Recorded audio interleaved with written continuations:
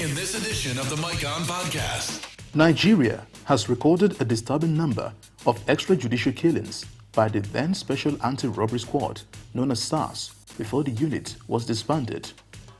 There was a nationwide protest against the now disbanded Sars, which was tagged #EndSARS. The protest got more intense when thousands of protesters converged on the Lekki tollgate, Lagos, in October 2020. In what has remained a topic of debate till this day is the shooting of the unarmed protesters at the tollgate. They are releasing fire. They are releasing fire. Releasing fire. This is Lekki tollgate. Some believed there was a massacre. Others disagree. The panel of inquiry set up by the Lagos State government submitted their report and admitted that there were deaths and casualties. 3 years have passed. Some crucial questions are: number one, are Nigerians still suffering from police brutality? Number two, what are the lessons learned from the #EndSARS protest? Join Seun Okinbaloye as the lead guest on this conversation today on the Mike On Podcast. The 60% of Us series.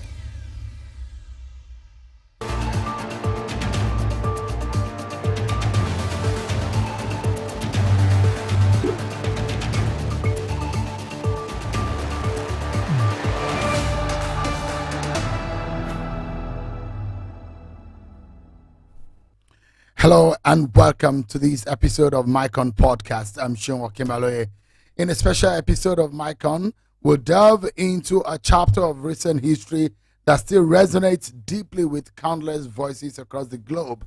It's been 3 years since the world watched in shock as the Lekki tollgate incident unfolded during the EndSARS protest in Nigeria. The controversial events of that night sent shockwaves to the international community, sparking impassioned debate on human rights, government accountability, and social justice. As we revisit this pivotal moment, we raise a very crucial question. 3 years after, have we truly learned any lasting lessons? Have we witnessed meaningful change, or do we still find ourselves at the crossroads of unaddressed grievances waiting for justice and reforms? Tonight, join us as we navigate the intricate web of emotions, narratives, and consequences stemming from that fateful night. We engage with people and individuals directly affected by the Lekki tollgate incident, seeking to uncover the evolving landscape of civil rights and social change. In this episode, we aim to shed light on the enduring importance of this tragic event and the collective responsibility we share in ensuring that such incidents propel us towards a world where justice and equity are not just lofty ideals, but lived realities.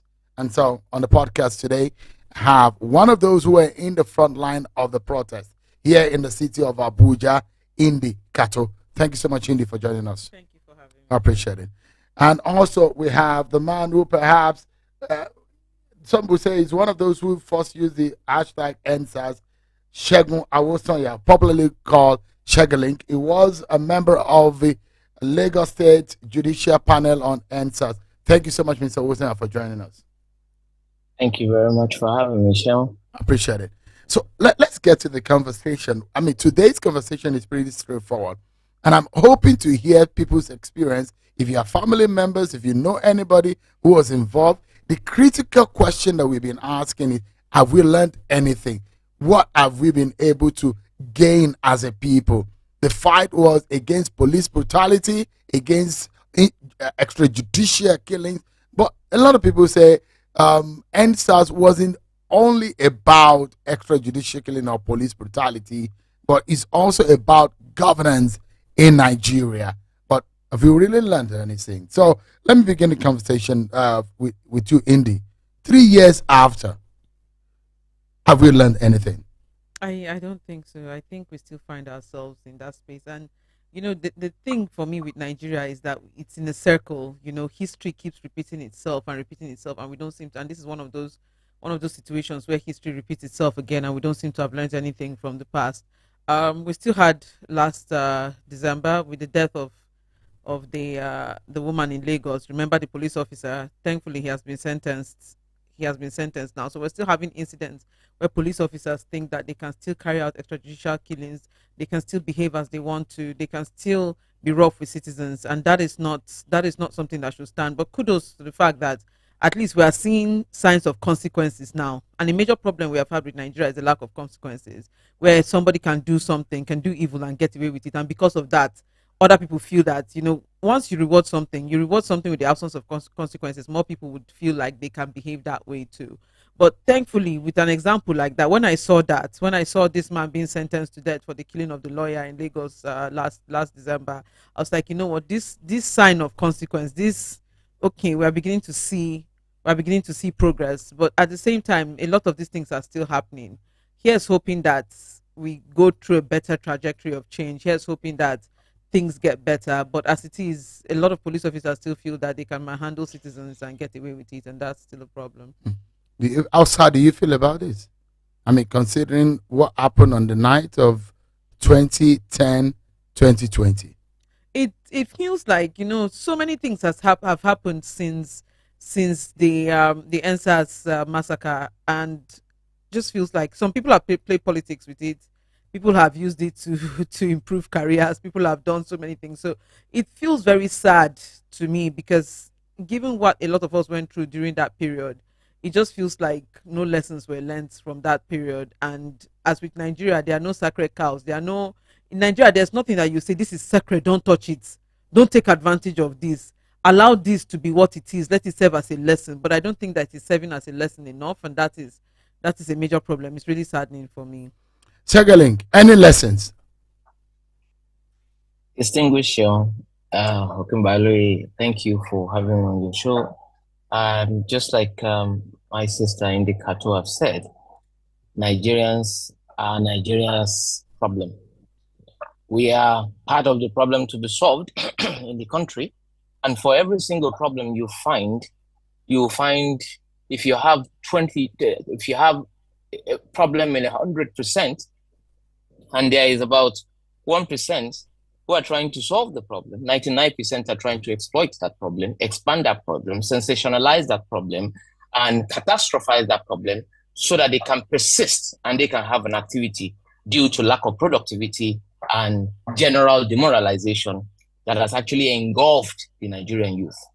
If you look at the consciousness of the youth before 2020 as a build-up from 2017, when individuals got up and decided to say enough is enough to extrajudicial killings by police officers. We have lawyers in the country as at then. We have politicians in the country as at then. We have governors in the country as at then. We have presidents all over from 1999, at least under democratic rule as at then. But nobody felt it imperative or critical to address this problem until Social Intervention Advocacy Foundation decided to come together with a handful of civil society groups to say enough is enough. And we declared and made this thing very clear from the beginning that unlike the tradition and the culture or the well-worn culture of using an event, an incident that is claiming lives to perpetuate ourselves or to promote ourselves in readiness for politics, for partisan politics, this one is not going to be protest-driven. It is going to be expressed as an advocacy. That was the essence of the press conference in 2017, where BBC, CNN, channels, and all media houses, international and local, were present. And consistently, while we were having that dialogue, we were not just throwing tantrums. And I made it clear, there are still tweets over there as of 2017, stating categorically that this is not about misspelled signs and protests that tends to showcase how popular some people are, or the next music video coming out from some artists who have been long forgotten. So, but if you look at the way things have gone now, people have moved on with their lives.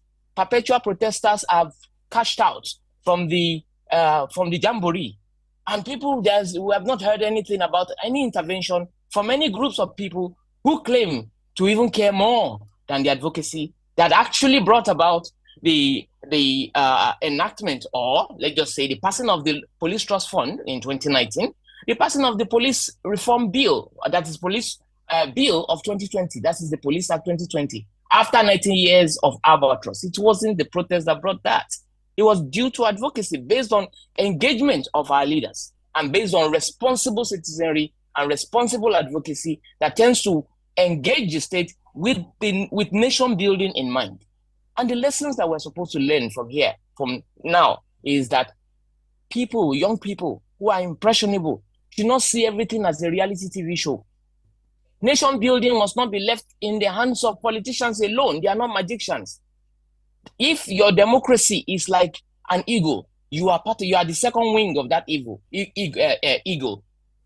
your politicians and your leaders are the first wing.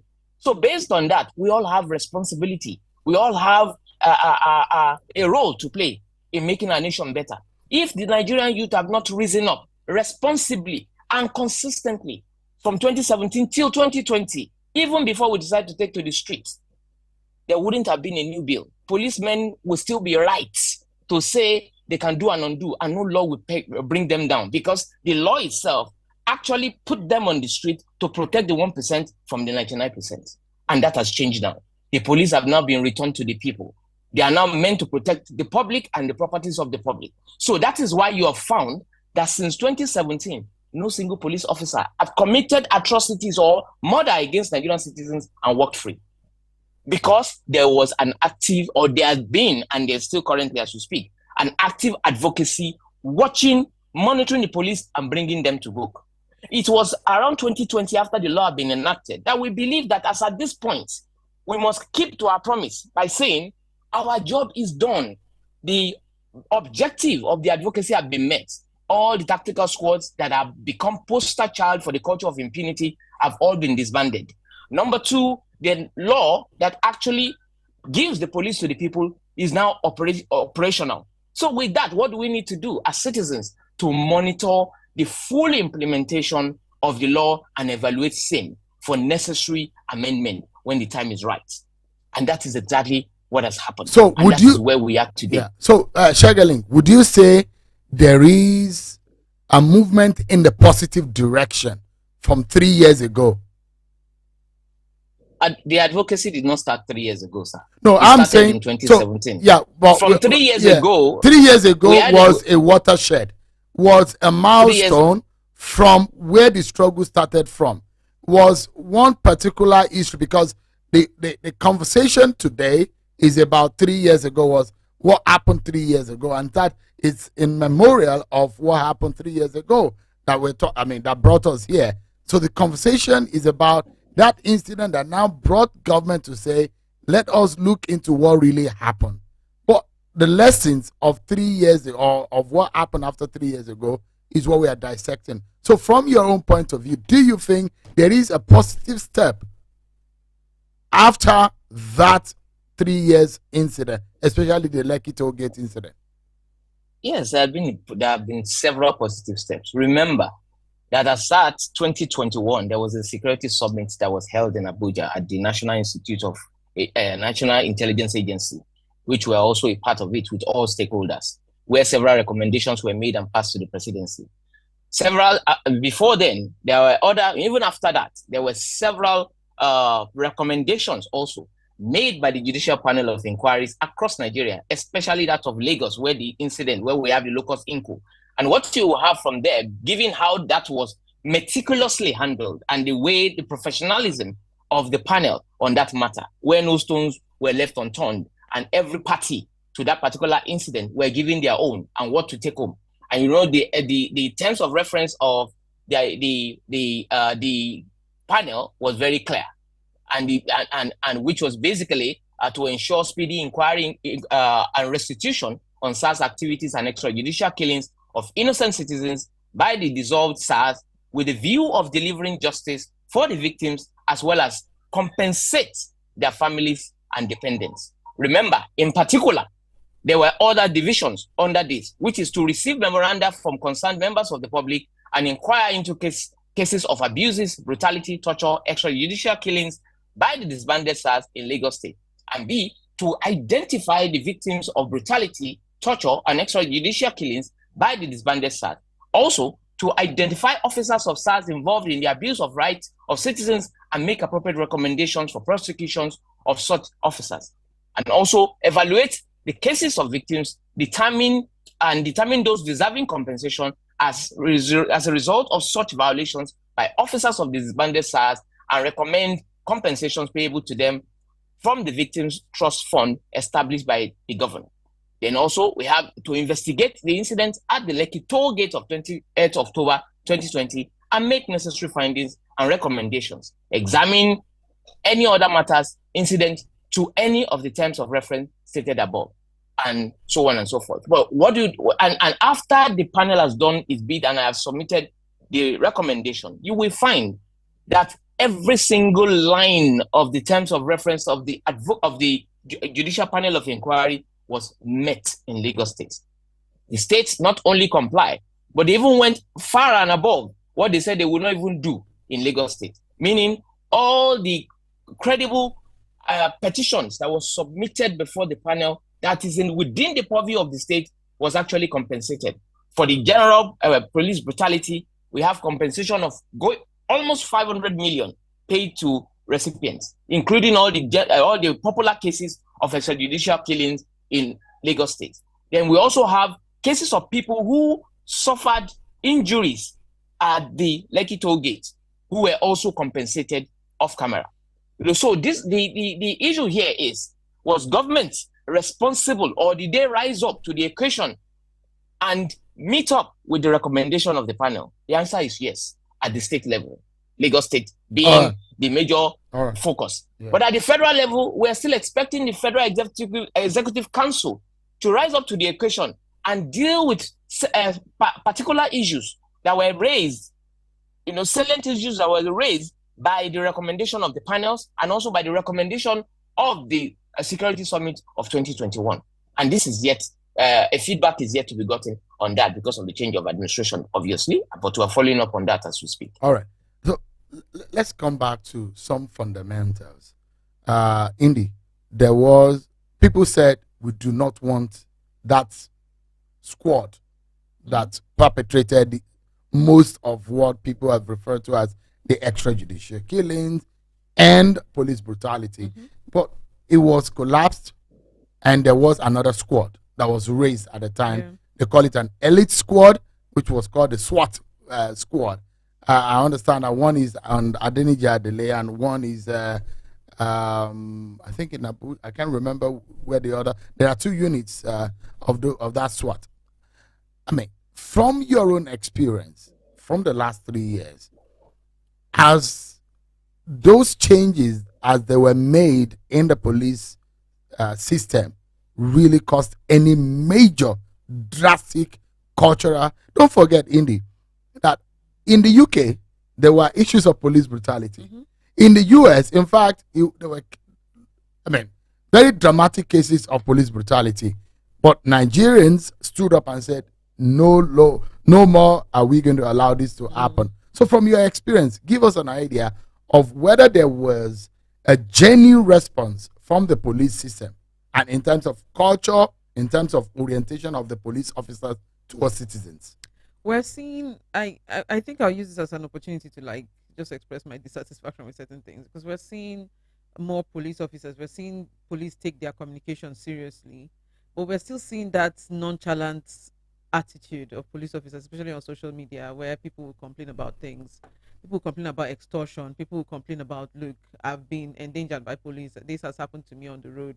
And then the response, the lackadaisical manner in which the response comes on social media is a bit of a problem from actual police handles saying, oh, you gave them money, it must have been your fault. You shouldn't have given them money. You shouldn't have. Well, this person has a gun. This is extortion. I don't have one. So we're seeing a lot of those kinds of complaints. And so that's, typically, or would I say typically, or what would I use? There's a trust deficit. There's a trust deficit between the people and the Nigerian police force. And the Nigerian police force has to go the extra mile to make sure that trust deficit is cancelled. Unfortunately, what we are seeing is not so. I'm glad that there is response. I'm glad that, at least the police is closer to the people.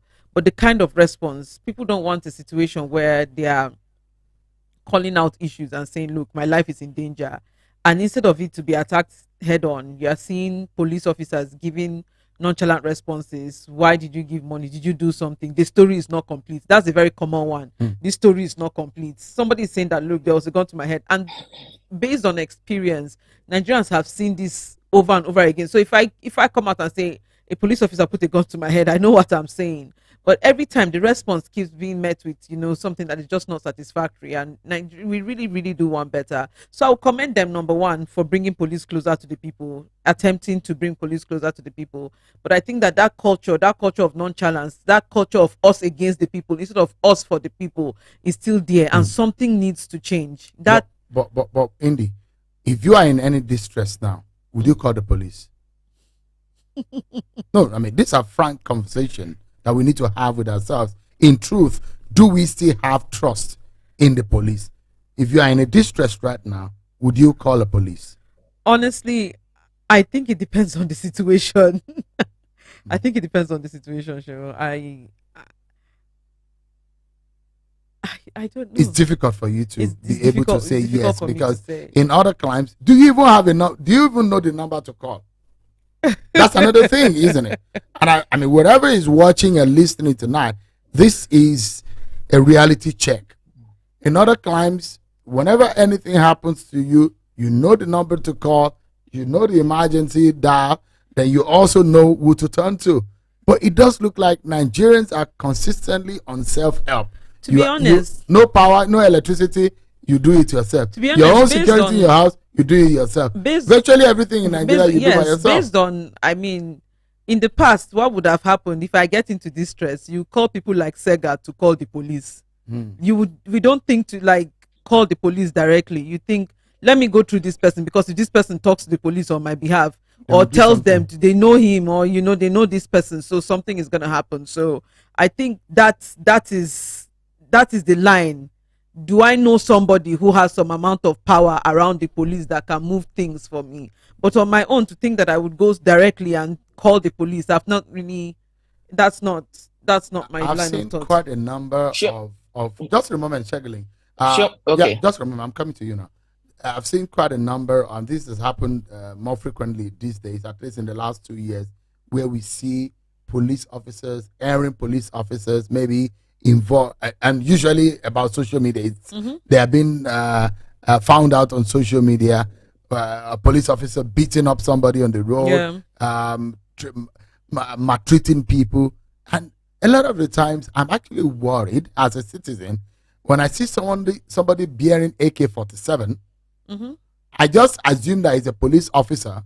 He's wearing, he's not in any uniform, and they're bearing just a group of. And they're not in any branded vehicle that will tell you whether they are police officers or not. And you see them, they will just stop, maybe in a Sienna bus, and they just stop abruptly. They will stop you, and they will start doing whatever they wanted to do. But we've seen a few moments where the Nigerian Police Authority in Abuja will call some of these police officers. We will see them literally undressing them in their official police attire. Yes. And but to follow up from there, like for example, during the COVID-19 lockdown, we had a case because my organization handled the human rights response in collaboration with the NHRC for COVID-19 response in Nigeria, and we saw a case of a girl, I think in Osun State, where police beat her like this during the COVID-19 lockdown. And even when they went to court, we went to court, took this whole matter, police set up the man still told her that he would get away with it. They set up their, what do they call this thing, panel to investigate and all of that. Yes, and he still said he was going to get away with it, and she's still following up. I believe she was awarded some money. That case is a bit whatever in my head, but up till now, my point is, up till now she's still crying for justice. She's from Osun State. Up till now she's still crying for justice. So the point I'm trying to make is, a lot of the time I do hope that when we see police say they are following up with this, they follow it to the end.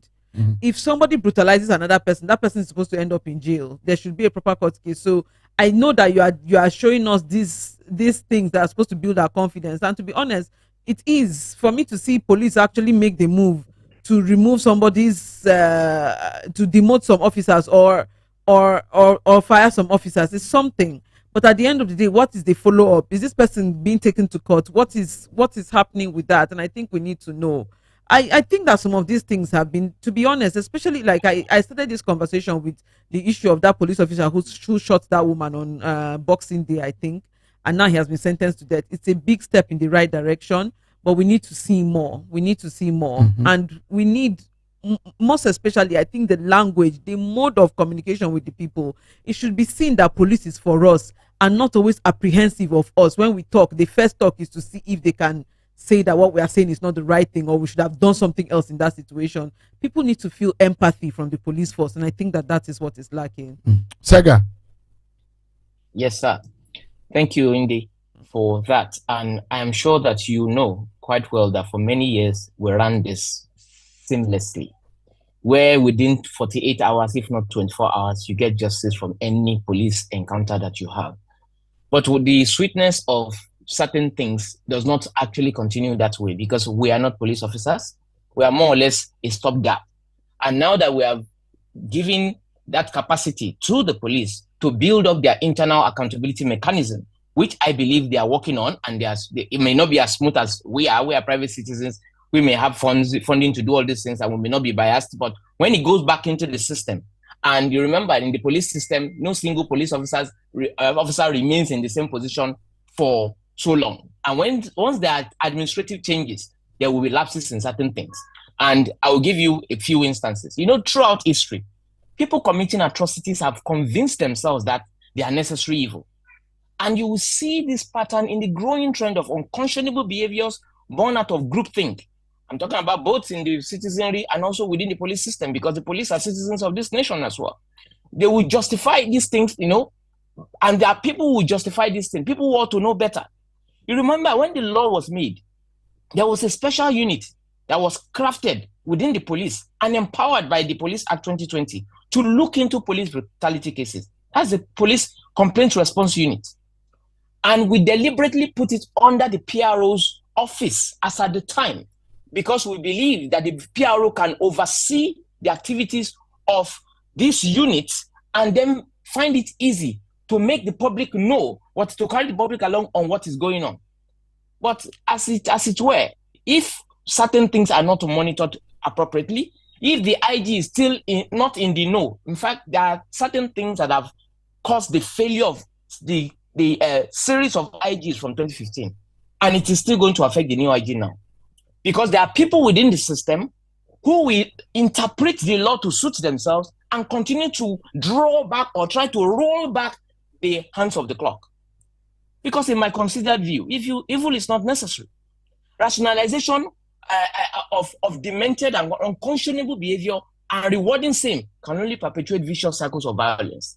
And we don't want a situation whereby our youth will go back to the street shouting police all over again. The quality is enough, is heated enough. Noble ends don't justify via means. There's no way you complain about certain things on social media and you have police officers seeking to justify. In fact, nobody online needs to prosecute such matters online. There are specific units for it. It is not the job of the police PRO to engage such matters. Your role is supervisory. You are not supposed to be engaging social media people at the expense of taxpayers' money. It's not done. And that's why you see all the misdeeds being done. There are people who have been trained for that, who knows the rules of engagement, who knows this standard operating procedure for engaging the public. And they know the mandate. Number one mandate is to win the trust of the people towards the police. Because the people are the police and the police are the public. Whether you like it or not, if they don't trust you, they can't share information with you. But also, while we are understanding that policing remains a human endeavor and therefore subject to shortcomings of inherently flawed human beings, the monitoring and evaluation of the entire process is necessary. And like Indy mentioned the other time, that, their cases are not as swift as it used to be. I know what it costs to follow a case through in this country. An ordinary case of a man who stole a chicken can last 20 years in this country. Not talk of a police officer who is within a system that tends to protect his own. You can imagine how difficult that can get. So when you have an organization who is also suffering from the ills of society, and you have people who have built a cult of personality around anyone or group, and using it to obliterate the truth about themselves, this kind of attitude can never work in the current attention-driven economy that we're in now. Because there is social media. People now have a voice. Unlike those days when people are afraid to speak about police brutality, people will speak about it and have evidence to show for it. And there will be people who will continuously and continually stand up for the rights of the public on that. Yeah. And the issue that is very critical here is, number one, there are two issues we raised. Because Indy mentioned the case where people are still following up the case till today. The recommendation we sent to the federal government as at then, from the judicial panel and also from the Security Summit, it borders around Sheriff and Civil Process Act of 1955, which speaks to the consent of the Attorney General of the Police on garnishee order, that is Section 84, which makes the government a judge in his own case. And secondly, the amendment of the relevant section of the Police Act of 2020 for operational efficiency, to avoid the reinforcement of the current gaming of its provisions to build back the culture of impunity. So the gaming of the system is what is the lapses that you are seeing now, where people are still arguing with victims of police brutality on social media. It should never happen. And secondly, the fact that the case is in court, judgment have been given on the case, an amount of money have been earmarked, and that money will never be approved. And those are the two issues that we want the federal government to revisit. Sega, let me jump in quickly and ask you this. There are those who say, yes, they have removed SARS, but there are police officers who are still behaving like SARS officers. Are you aware? I must tell you this. Nigerian police system structure did not get bad in 3 years, in 10 years, in 15 years, in 20 years, in 30 years. We're talking about 90 years of impunity. So you do not expect things to happen by the fly. And that was exactly what was said when we even began the advocacy in itself. Don't expect magic overnight. Situation will be ameliorated. Because as we speak, we have not even purged the system the way we ought to purge the system. There are people, there are still cancerous nodes in the system that ought not to be there. But Sega, the question I'm asking is that if they say that they should chase Segalink out of Lagos, as an example, I'm sorry that I'm using that example. I don't want anybody chasing you out of Lagos. But if that is the order, chase Segalink out of Lagos, but we see the voice, the frame, the behavior, the culture of Segalink see happening in Lagos, it's still the same, isn't it? And that's why I'm saying that yes, SARS has been disbanded, but there is still that behavior of SARS, which makes some people believe that in any case, SARS is still around. The issue is this, the culture of impunity is not just about SARS. SARS was flashlight or spotlighted simply because of the fact that they are the poster child of impunity. They are the kill and goes of that season, of that period. And they were the ones, in fact, tactical squad generally were earmarked to be disbanded for that matter. But that doesn't say or speak to the fact that police officers themselves don't throw away their uniform and commit atrocities just so that the people will say it is SARS because they were not wearing uniform. So we still have that. So it's a general police thing. That's why we call it the culture of impunity. It's not just limited to SARS. Eliminating SARS for a unit will not change the behavior of other people who are benefiting or exploiting that culture of impunity. So as we've said, a lot of things are still going on within the police structure. Right. And probably when the administration have the time enough, or if we create the necessary political will for them to prioritize the issue of the police, maybe we will see the kind of change that we need to see. Indeed. But as far as I'm concerned today, that has not been prioritized. Indeed. I like to listen and hear people who have had direct experience from anything police brutality in the last year, or if you even had experience at the Lekki toll gate, or you had an experience relating to police brutality. But before I start getting people's response, Indy, there are a lot of people who say the NSAS protest wasn't 100% about police brutality. It was against any form of bad governance and misgovernance in the country. Yeah. It was some kind of a threat to the political structure in Nigeria. And there was a shift in the mentality of the political class when the average people who are directless, in the sense that there was no organized leadership of that movement stood up, and it looked like the chicken has come home to roost. And there was a fear in the minds of the high and the mighty. Before you, and there are those who will say that the NSAS was also, in some way, get back to the obedient movement, because it's a culture, it was a mentality. Do you think NSAS really gave us some kind of a shift in terms of governance, consciousness in the mind of the average people in Nigeria? I think in terms of consciousness in the mind of the average people, it did that. People saw that their voices could be heard. As at when the protests were doing what the protests were supposed to do, people saw that their voices could be heard. Oh, if I talk, especially as you would see on TV, a young person who has never, you don't know the person's name, you don't know where this person is coming from. This person speaks and the person is listened to. Everybody felt that, what, any contribution I make in this space matters. And you're right, it did spill over into the major political space, into major politicking, where people feel that, okay, now, because prior to this, we would have, it seemed like there were people who their job was to protest.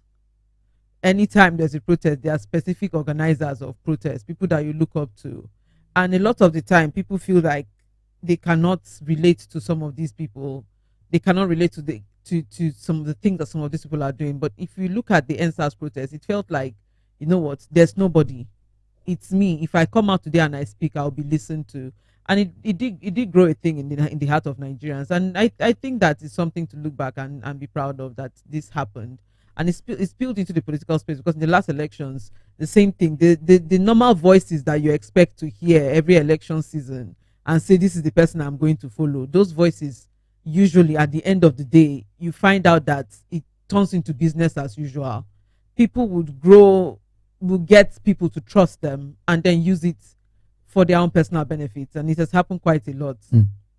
People realizing that in the last election season, no one person's voice was louder than the other. It meant that if I speak and a known activist speaks, we are all speaking with the same voice at this point, with the same loudness. People can hear us the same way. There's nobody that is king over the other. And I think that was something that NSAS did for the last political space, where everybody felt that whatever I do in my corner, I'll be heard. There's nobody that is going to be considered the Oga of all of us, speaking for all of us. Whatever I do in my little corner, I'll be heard. And that's something that you can't take away from what the protest did. Do you think that the obedient movement concept has NSAS to thank for its emergence? Yes, I do think so. I think so. I think that people realizing that their voices can be heard from wherever, it did something. Because there was something that was very instructive that I saw happening, where people were cautioning members of the obedient movement, and there was someone who said Peter Obi should caution them, and there was one tweet that went so viral that said, even if Peter Obi himself is not careful, they will cancel him. Yes. He will collect woto. Those were the kind of, so it tells you. And that was the culture of the NSAS. People were protesting at every point, and they just had that sense of, it was as if there was a bottled up anger in the minds of people, and the NSAS was just a platform for them to air it. But for you, do you think if it culminated into the last political dispensation, did it answer any question for the voiceless? It did. Even though at the end of the day, people did not get what they thought they wanted at the end of that process. It ended up being quite disappointing at the end of the day. But while it was happening, people did feel like their voices could be heard. They felt like, we could organize. We can organize in a way that the traditional politicians cannot organize. We can bring our own personal effort to the table. We can do what it is that we can. Every little contribution matters in this, and whatever I contribute, I'll be appreciated for it. I can see that my work is amounting to something. I think it did. At the end of the day, barring the the end results that INEC put before everybody, but while the process was happening, Nigerians felt, and that was the excitement, I can be heard. My contribution matters in the political space. It's not a few people, it's all of us. There are no political kingpins here. All the big political voices, everybody that we're used to hearing from during election season couldn't really match up to what the Nigerian people had put forward. So it was the people against a lot of things, and I think that The movement, End SARS movement, and the protests across the country was one thing. The incident on the 20th of October 2020 was another thing. Whether or not government has understood, or security agencies, they have an understanding now of how to handle civil disobedience and this kind of situation better is another question. Do you think there's a major lesson of that Lekki toll gate incident? I don't think they have learned. We're still seeing the attempt at using force to quell protests around the country. I mean, we have seen different protests. I think there was one by students in Unilag just a while back. Sean, do you remember that? And it was still force and brute were used. So I think that our security agencies still feel like they can still use force to silence people, and think that people will back down when that happens. And I think that that's an unfortunate mistake. Nigerians are being pushed to the wall daily. The country is getting harder and harder. Things are so tough. Like, if you listen to the average Nigerian now, it's lamentations you are going to be hearing. So I think, you know what, I think that a better approach is key. I think that a better approach is key, because one day force will not work, and the day that force will not work, all of us will be in serious trouble for it. I think that a better approach is key. Shegalink, that incident at the Lekki toll gate, do you think that there is a lesson that the security agencies probably are taking and a better way to approach, or the government did not learn anything from that incident? Well, my role as an arbiter is such that I don't delve into the arena, neither will I allow the conflict to consume me. And right from the beginning, I have been an arbiter, building bridges on the gaps between the people and the government. And I must say that both parties, government and the people, because the problem we're dealing with is the decrepitiveness of our society. When a society is dancing on the precipice, all the institutions will be ailing. And that's exactly what you're seeing. Because the same citizens who said, oh, so and so, give them a little opportunity, they will do worse than the government. That's why I keep saying noble ends don't justify vile means. I doubt if the parties have learned the necessary lessons that ought to be learned. And by the way, the press, being the fourth realm of the fourth estate of the realm, need to always put things in proper context, because we have impressionables who listens to these things and all. There is a difference between the protest movement and the advocacy. The advocacy has no business with politics. It has no business with converting an issue that is well defined, that government themselves cannot deny, that police themselves cannot deny. So we are old. We know a few things. We know how it was when police officers will deny culpability in certain things. That has not been happening since the advocacy. It's just that Nigerians are quick to forget how things used to be when things get better, and then they make it worse and then go back to square one. That's the issue that we have. So we've not learned much of the lessons. And again, I've noticed that even in the Bible, it's not about the amount of deaths and all, but the amount of crises or incidents that actually bring people to rethink. No matter how many, no matter whatever casualties we have, people will still be people. And that's why scientists of note, notable scientists have said that hydrogen, may not be the most common element. It might be, unless we tried foolishness. So we need to look inward, self-reflect, and know that we are society. Society don't have a problem. We need to look into the mirror and fix ourselves. Maybe society will be better then. Let's get some responses from people. And I like people to give us their experience of what they thought and what they, in these last 3 years. I don't know who is going to go first. I think we should start from Twitter. I'll go to Instagram at some point. I don't know who is ready to speak to us on Twitter Spaces. I'm quite a few. All right. I think Mr. True Talk CFR, isn't it? Yeah. All right. Please go ahead. Do you have any live experience that you can tell us about it? 3 years down the line? Yes, I will share some. Ishewu, thank you for this opportunity. Good evening, Indy and Segali. Good to hear your voice. I've been your followers for a very long time. But then I'm a comedian, journalist, presenter with People's 3.1 FM in the city of Yemen. Before that, I was in forefront. I can tell you I was one of the organizers of NSAS in Yenegua, though I was very, very low key, and I know what it did in the city of Yenegua. I can tell you what happened to the youth in Yenegua. Before now, youths cannot even speak. I was once a victim of police brutality while building my career. I could remember one particular night I finished a free show with my colleagues past 9. Before we could get a cab, policemen rounded us up and picked all of us, the policeman. I'm a comedian. We are just here to, we came here for a show, and he didn't listen. That was how we were taken to the police station. Speaking of, NSAS did a lot of magic in the psyche of young people in Bayelsa.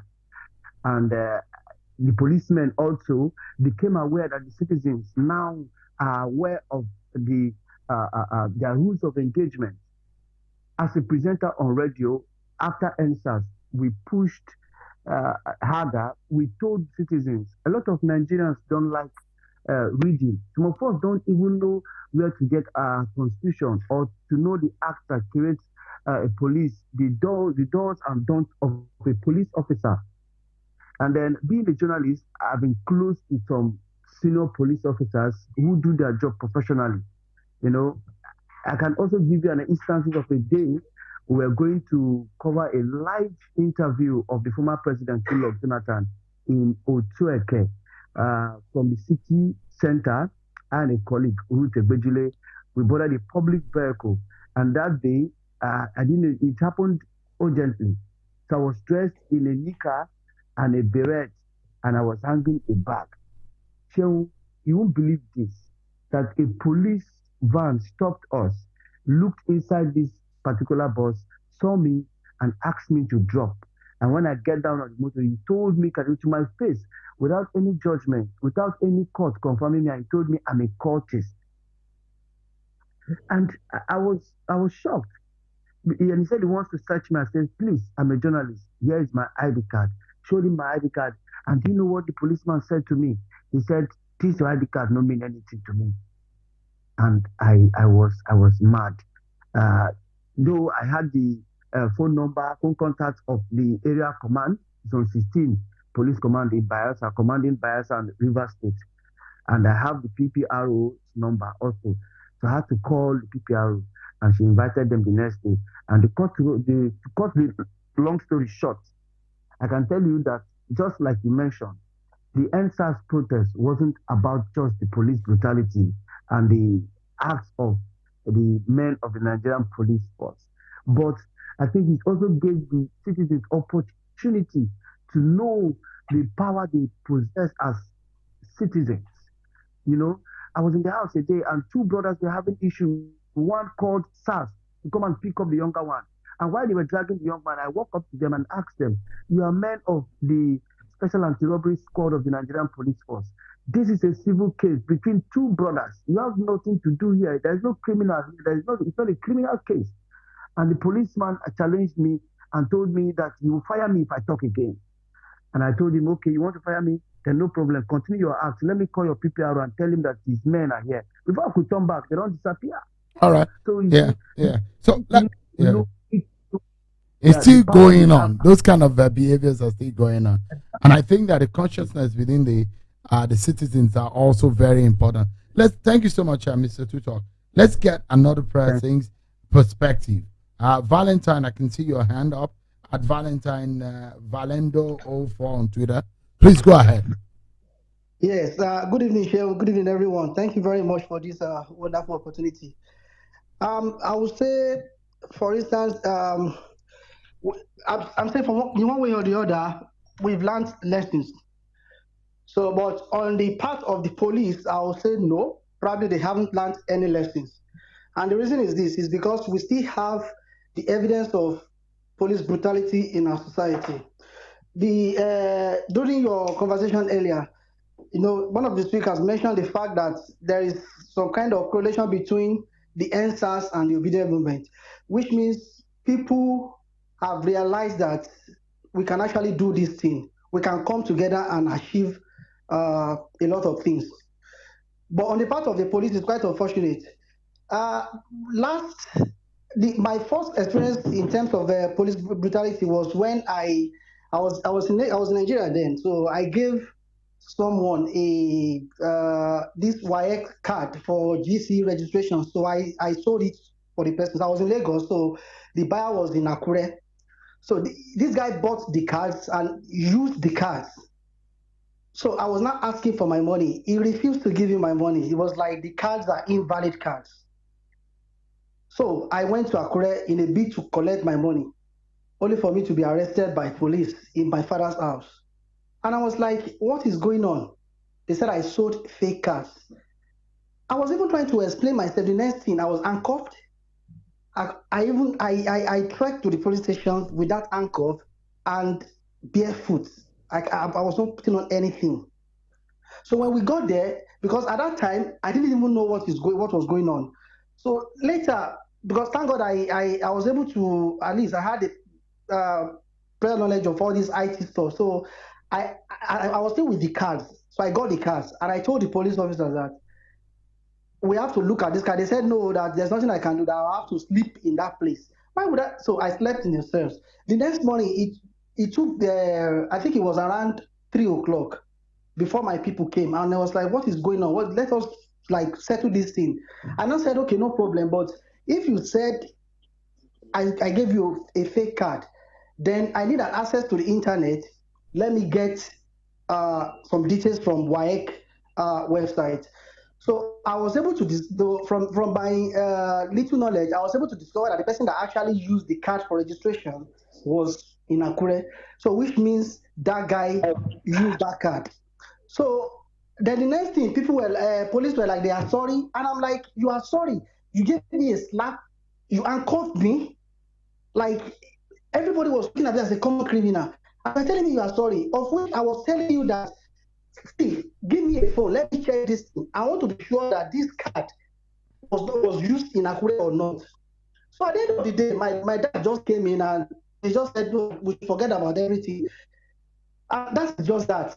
Last week, police pick up my brother in Lagos.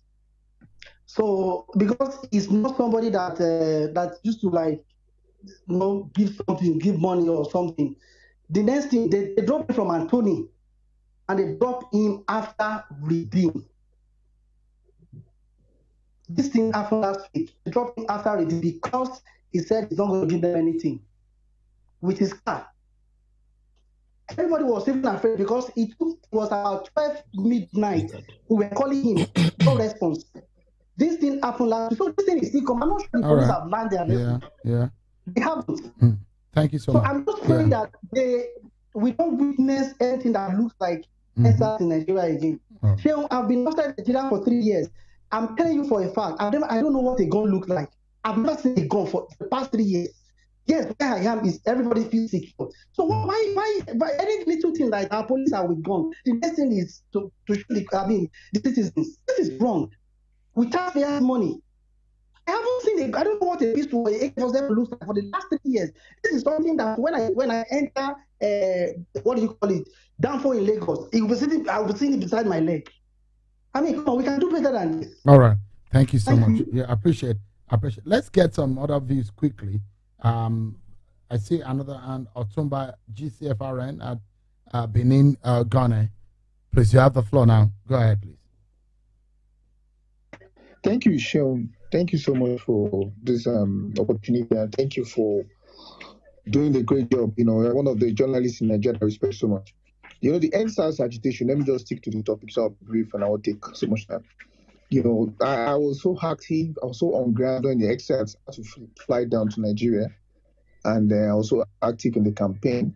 But to most of us, at the end of the day, did we really achieve so much success after the whole campaign thing? We should know when to stop as citizens. That time we're trying to talk to people that, guys, okay, we've made our voice clear, we have done this okay thing. The government was calling us, was calling the youth like, okay, bring out the representative, represent you guys, let us dialogue, let us fix this issue. But we did not.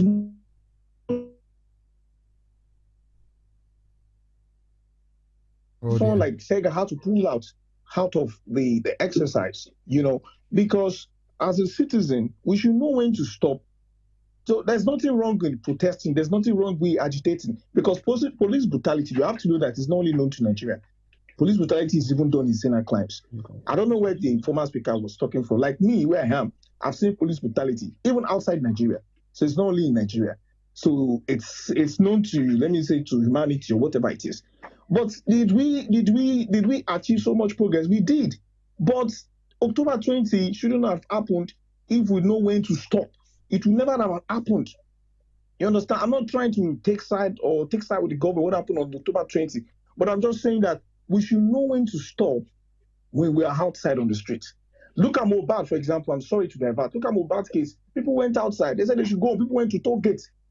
So these are the things. So no same government will just fold his hand and just allow some miscreants or some people just on the name of, oh, there's freedom of right or whatever it is, and just to be constituting nuisance every time they just think it's possible to just go on street. People have a life to live. So please, the NSAS thing was a beautiful movement, but I don't like when people even say that it metamorphosed to obedience movement, because the so-called man that even represent the obedience movement is not even a saint in all of this case. So it's like a slap to most of us that joined the movement, that contributed our money, that was so active on ground, merging such movements with obedient movements. I'm sorry, for me, it's a slap on me on my face. So we can still hold these police guys accountable. We can still hold them accountable. We have to understand police are not ghosts. They are not spirits. They are our brothers. They are families. They are people like us from where we are. And these guys, just like soldiers, will slap you on the street. They will maltreat you. Nobody's even talking about that. That's even another case entirely. You see soldiers maltreating citizens in India because you wear uniform. People even use it as skits to promote these guys. These bullies. You don't see things like that in Sinai crime. But you see a soldier maltreating people. You can wear camo. Most times I wear camo a lot. I've not seen anybody harass me, whatever it is. So I think as citizens, we can do better. And the government also can do better. Thank you, Sean. Thank you so much. I appreciate it. So let's get another person talking. I think I have Agana Robert Ande at great_Bob on Twitter. You have the floor now. Please go ahead. Just make it straight to the point and very brisk so that we can get a few other people. Good evening, Mr. Shaw. Can you hear me? We can hear you. Go ahead, please. Okay. Good evening, Mr. Sharon. I respect you so much and thanks for this opportunity. The truth is,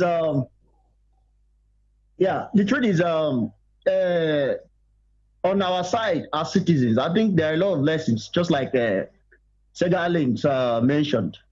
But on the side of the government and the police particularly, I don't think they have learned any lessons from all these things we've done. And I'm speaking right in Abuja here, but I want you to check very close a neighboring state here in Abuja, Nasarawa State particularly. As in, there's a place called Masaka. If you go to that place, if you go to that place, even this evening, you will discover a lot of police brutality happening. Even right this evening, because just before this space, someone called me from that angle, from that area. So a lot has been happening in those areas. Policemen, you see policemen operating without tagged vehicles, just parking people at will, just extorting from people. So it's still on. So I don't think they have learned any lesson. Just last week, we went to one station in Nasarawa State there, and a lot of people that were, in fact, you need to just visit their stations, their cells. You see a lot of people. When you ask, sometimes they'll tell you late hours. I don't know where they have gotten all of those things, but a lot are still happening. Our police have not changed. That is the truth. They have not changed. With all the reforms and all, I don't think anything is working. As in, they have not learned any lessons. That's just the truth. And one other thing, linking, just like the last speaker said, linking NSAS movement to the obedient, I don't think it is correct. It's not even a thing to talk about. As in, just like he said, it's a big slap on some of us that gave in all our every best to like see the success of the struggle. So we should be careful with some of these things. Anyways, All right. I don't have much yeah. to say though. Thank you. Thank you so much. Appreciate it. Let's get one or two more persons. I can see another hand up. Abiodun Sanusi, please quickly. If you can do it in 30 seconds so that we can move. All right. Thanks, Ebonsho. I just decided to speak on this, considering the fact that I noticed that people are actually mistaking the actions of police officers most times. That's some police officers. People are mistaking their actions for the general actions of Nigerian police. For example, I covered Nigerian police and I'll tell you from observation, the former Inspector General of Police, that is Usman Baba, who was, who came in shortly after the NSAS protest. He did a lot of things about police brutality. He did a lot of things about, ensuring that every police officer that was caught, assaulting citizens or taking bribes, they're punished when due. But there's something with the new IG, I do not know, probably is not taking that so seriously. The new IG hasn't done so much on this. Because you look at the fact that the force headquarters usually speak up against this. You see the police PRO, the force PRO always on Twitter and everywhere, condemning actions by some of these unscrupulous police officers. But yet you will find a police officer in a village somewhere in Benue, in a village somewhere in Cross River, still assaulting citizens. And the force headquarters punishes them. So now, is it that these officers need to start having another form of orientation, different from what they've been having over the years? Because we won't say the leadership of the Nigerian police force is shielding them, because of course I could show you several reports of officers that have been reprimanded by the Nigerian police force for assaulting citizens. So I don't think we can blame the leadership of the police only for this, or probably we'll say it's a Nigerian thing to assault people, especially when we're in a position of power.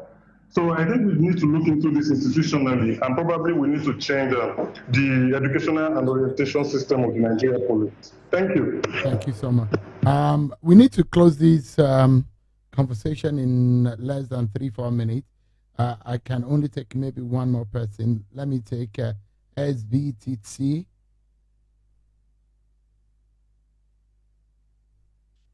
Are you there?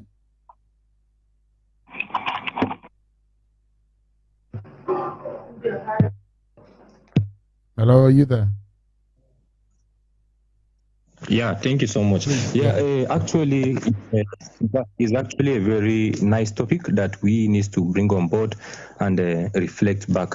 So, but my submission here is, seriously, I can argue that after 3 years of the NSAS protest, agitation, or whatever we call it, there is even if there is any lesson learned, but there is no any other measure put in place in order to correct those wrongs that have ignited the, all over the nation protest. However, I also have this opinion that, NSAS is not necessarily about the police brutality. While, the issue of police brutality ignited some kind of and provoked some kind of anger in the youth, leading to demonstration all over. But embedded in the protest is a kind of people being so much depressed, is a kind of people being in anger with the system, with the entire system, the governance, and everything that concerns the country. And now we're able to come out at least to use this issue of police brutality as a reason, and thereby demonstrating their own eagerness, their own need for change. But unfortunately, nothing changes despite the so-called change of name, of the disbandment of SARS, the change of the name, and so-called policies that have been circulated within the police system themselves, nothing has changed. You can see that even in some states, whereby in few months or few weeks ago, we realized a case of, police officers being defeated. Thus, they've been sacked from their work. In same station, in same division, you will find out that a lot of atrocities have been committed.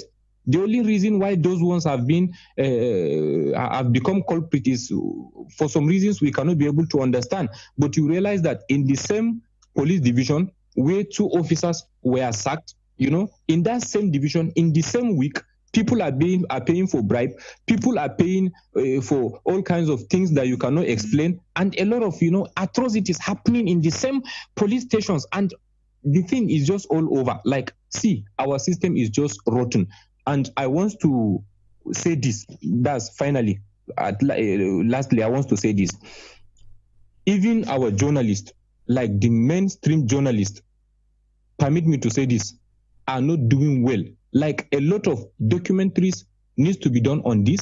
A lot of report news should be captured on this, like day in, day out, until when it sinks to the point of provoking the authorities and thereby taking action. But yeah, so thank you. I yield the mic for now. Thank you so much. I would like to take the final thought of the speakers, because that's just so much we can take on the space.